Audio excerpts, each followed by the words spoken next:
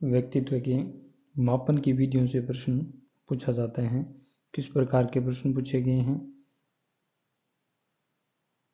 व्यक्तित्व मापन की दो विधियां हैं, प्रक्षेपी विधि और अप्रक्षेपी विधि। यहाँ पर प्रक्षेपी विधि में सीधा प्रश्न पूछ लेते हैं, कौन सी विधि प्रक्षेपी विधि नहीं है। तो यहाँ पर जो प्रक्षेपी विधि अचेतन मन का अध्ययन किया जाता है और अप्रक्षेपी विधि में चेतन मन का अध्ययन किया जाता है।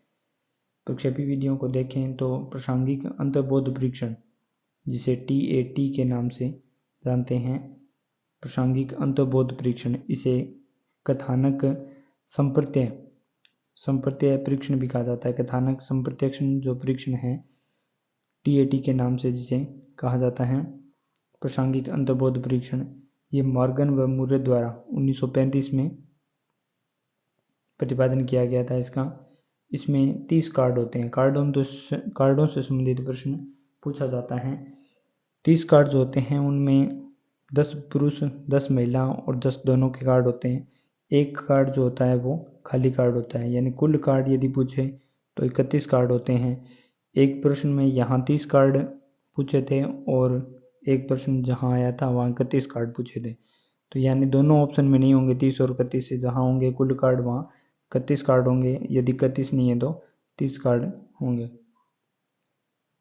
बालक अंतर्बोध परीक्षण जो है, बालक अंतर्बोध परीक्षण जिसे CAT के नाम से जानते हैं, लियोपोल्ड ब्लैक जो हैं उनके द्वारा प्रतिपादित की गई 1948 में। 10 कार्ड होते हैं और जानवरों के चित्र होते हैं। ये पूछा गया कि कौन से परीक्षण में जानवरों के चित्र बने होते हैं।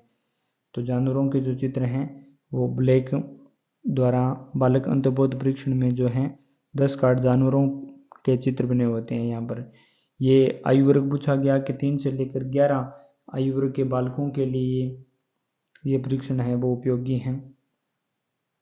शाही दबाव परीक्षण, शाही दबाव परीक्षण IBT, ये हरमन रोशा के द्वारा 1921 में ये पूछा गया कि 1921 में शाही दबाव परीक्षण जो है वो हरमन रोशा द्वारा प्रतिपादित किया गया। 10 कार्ड होते हैं इसमें भी, और जो 10 कार्ड होते हैं उनमें 5 कार्ड काले और सफ़ेद होते हैं और 3 कार्ड रंगीन होते हैं। 2 कार्ड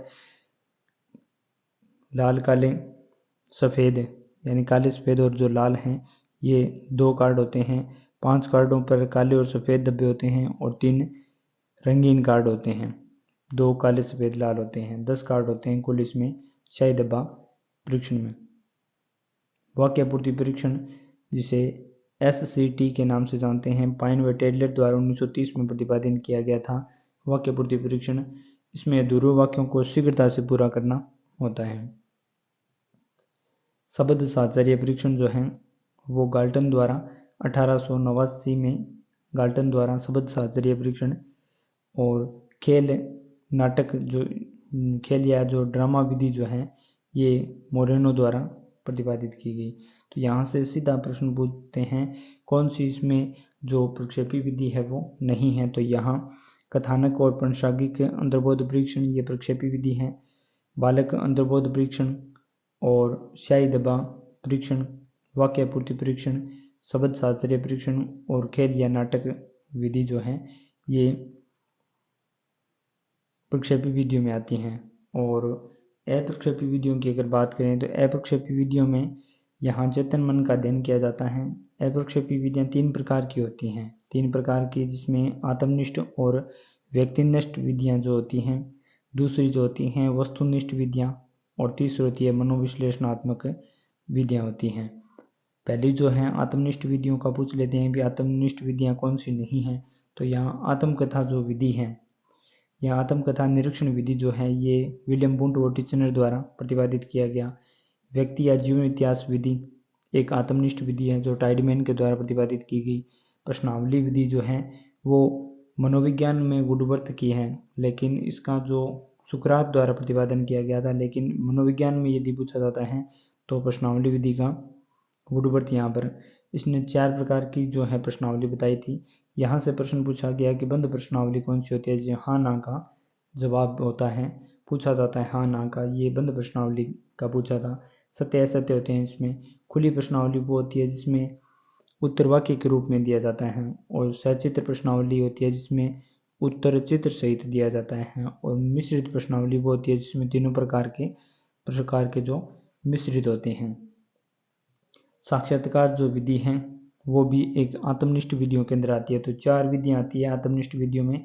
आत्मकथा आती है, आत्मकथा, व्यक्ति जीवन इतिहास और प्रश्नावली, और जो साक्षात्कार विधि है, ये 4 विधियाँ आत्मनिष्ठ विधियों या व्यक्तिनिष्ठ विधियों के अंदर आती हैं।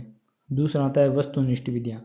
वस्तुनिष्ठ विधियों में जो 5 प्रकार की जो हैं वो विधियाँ आती हैं।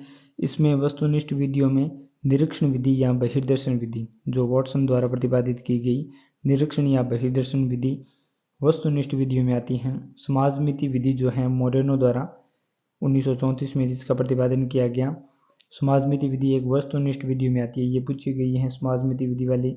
रेंटिंग स्केल और निर्धारण मापनी, ये निर्धारण मापनी भी वाली पूछी गई है, ये वस्तुनिष्ठ विधियों में आती हैं।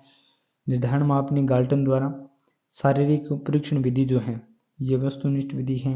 और परिस्थिति परीक्षण विधि, तो निरीक्षण विधि या फिर बहिर्दर्शन विधि, समाजमिति विधि, रेंटिंग स्केल निर्धारण मापनी और शारीरिक परीक्षण विधि और परिस्थिति परीक्षण विधि जो है ये वस्तुनिष्ठ विधियों में आती हैं। और अंतिम इसमें बचती है मनोविश्लेषणात्मक जो विधियाँ हैं जो फ्राइड के द्वारा दी गई। मनोविश्लेषण जो विधियाँ हैं फ्राइड के द्वारा दी गई।